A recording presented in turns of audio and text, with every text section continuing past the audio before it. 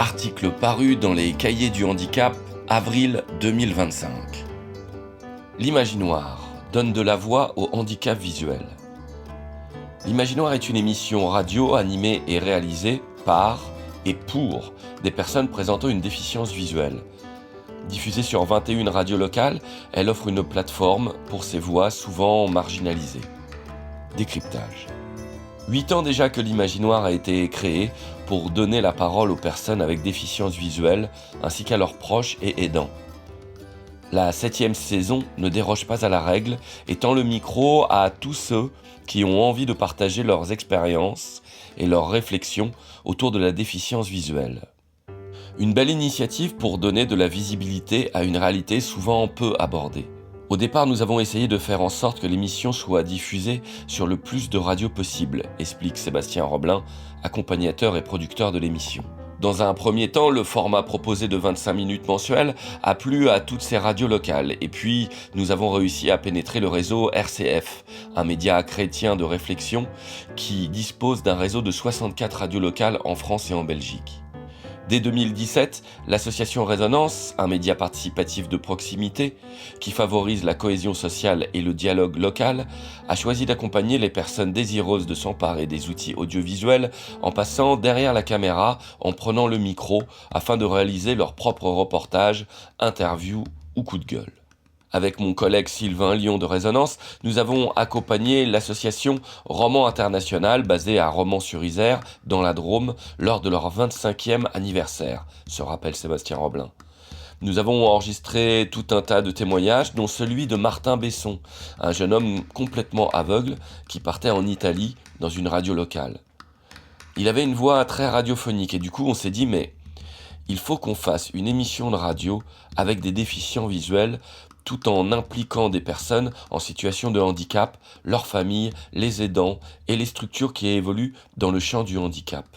Au départ, on avait l'ambition de s'adresser à tout le monde pour que le handicap ne reste pas simplement dans un réseau. L'Imaginoire, un véritable espace d'expression. Depuis toutes ces années, de nombreux thèmes ont été abordés et explorés dans le but de sensibiliser le grand public. On est vraiment fiers d'avoir développé ce genre d'émission-là qui n'existait nulle part ailleurs, avoue Sébastien Roblin.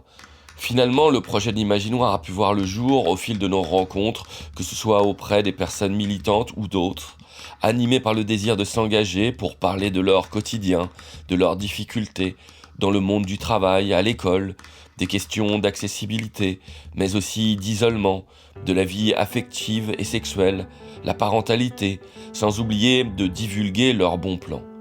Cet espace d'expression laisse volontiers la place à la création, à l'expérimentation, et chronique en tout genre, offrant une mine d'informations et une véritable plateforme d'échange. Aujourd'hui, l'Imaginoire contribue à la visibilité des personnes en situation de handicap.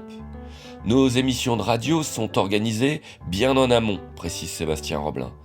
Par exemple, nous sommes en relation avec le SAMSA 83, un service d'accompagnement médico-social pour adultes handicapés, qui a organisé une rencontre avec un groupe de personnes désireuses de témoigner, de débattre sur les thématiques choisies préalablement. Sur place, j'ai enregistré les échanges et réalisé 2 ou 3 portraits. L'objectif de l'Imaginoire est vraiment de redonner la parole à des personnes qui sont éloignées des projecteurs. De toute façon, on est tous aveugles devant la radio, alors ce média marche bien pour les déficients visuels. Un constat.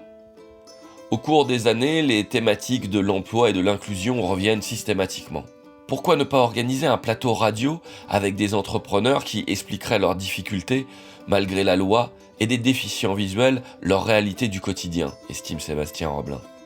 Au-delà d'utiliser le matériel audiovisuel pour créer du lien social avec des déficients visuels notamment, Résonance a bien compris aussi le besoin d'accessibilité facile aux émissions. Nous avons donc développé notre présence sur les réseaux sociaux, YouTube, Instagram, l'Imaginoire-8 Radio et Facebook.